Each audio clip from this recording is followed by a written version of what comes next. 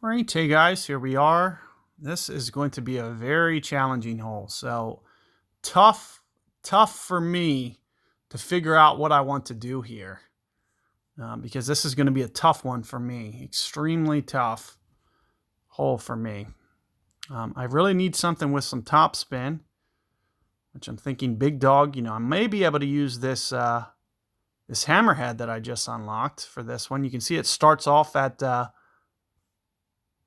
I may be able to bring this because it has the top spin that I'm looking for. So I am going to just replace my big dog real quick. I think I'm going to have to go extra mile. I really need that extra distance, but I really need to be careful with my perfect ball. So I need to focus because the last thing you want to do is drive this in the rough. So you do got to be very careful with this tee shot.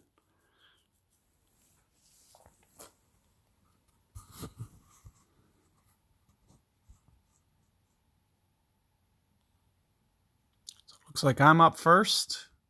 Oh, wow, we got a real tiny wind. And I don't have a lot of top spin with these early clubs.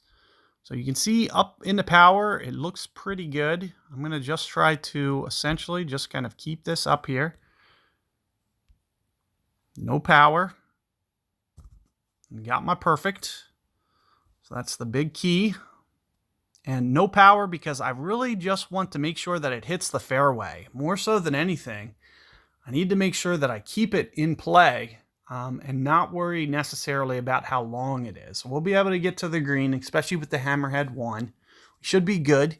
The most important thing is just keeping that in the fairway there. So again, clubs my opponents have, just significantly higher than mine. A little bit more topspin, definitely more on the accuracy. So I think I'm still rolling down at about 7 accuracy. My opponent here has probably 45, I believe. So it does make it just a little bit easier. However, you still need to worry about those great balls putting you in the rough. You can see my opponent not going for distance too. Highly recommend that. So it might keep this great ball for my opponent in the fairway.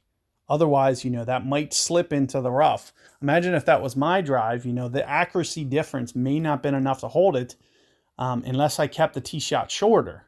So another thing that I can do is keep the tee shot a little bit shorter.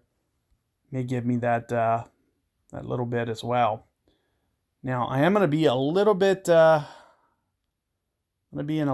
trouble come shootout time. You can see with where I'm aiming, this is about 1.5 per ring or so.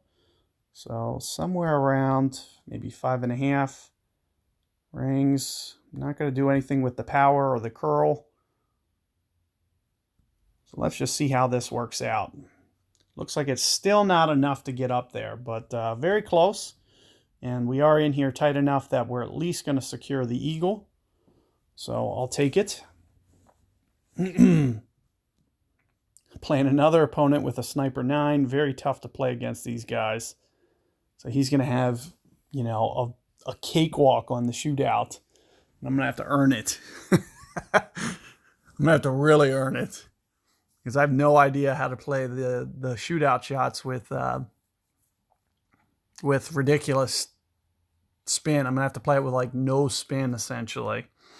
So there's one hole in particular, which is number 4, I believe. Or is it? No, it's number 2. Or no, it's number... Is it the last one? Yeah, I think it's the last one. So my best bet is if we get hole 8, because you actually don't need backspin on that hole at all. So here you can see I have down in 1. That's going to give me that little bit of extra accuracy. All I need to get is up to close wedge range and perfect ball. I'll be able to dunk pretty much anything, even without perfect ball. So that's one of the main reasons that I like in the early going. Until wind gets up too high, I can just kind of roll with this down in 1.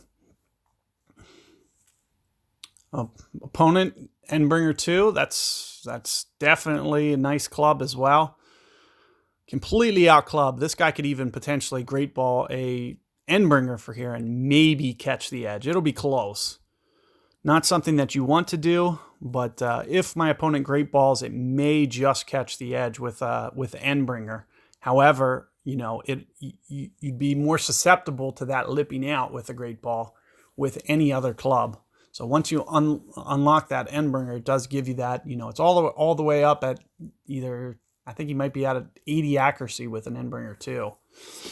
Might be 70. It's either 70 or 80. I know it makes a bump. It might not be until Endbringer 3 that it bumps up. So this is going to be a very challenging hole for me. As you can see, I won't really be able to stop the ball too well, but we did get a good wind for not being able to stop the ball very well. So I may be able to just kind of catch this on the front here and be able to stop this. So I'm thinking with my ring play, definitely an overplay. I'm thinking somewhere in the neighborhood of 5 rings. At least. So let's just see how this plays out. So just on the front. And I'm not quite able to stop it, but it's very close. It was a very favorable wind for me to at least give it a decent chance. Of course, playing a sniper, though, it's going to be very tough to beat my opponent.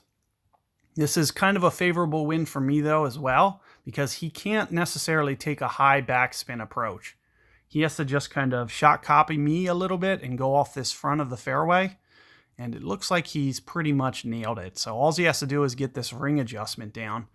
And it looks like he will probably edge me out just because I couldn't put 2.5 backspin on. So I might lose by not being able to put 2.5. So a terrible way to lose, but it might end up happening. Oh, great ball off to the side. He didn't quite go. He was 1 ring light on his ring. If that would have clipped, though, on that fairway, he probably would have stopped faster than me because he had an extra half bar of backspin. So just able to edge that one out. And I should be able to get rid of this club. And let me just go ahead and gem this real quick. Another 5. That's good. It means I might get pink card. Sure enough. No unlock, but it was a pink card. So let me just go ahead. We'll switch that back to there. Good luck with that hole, guys. And I'll see you guys on the next one.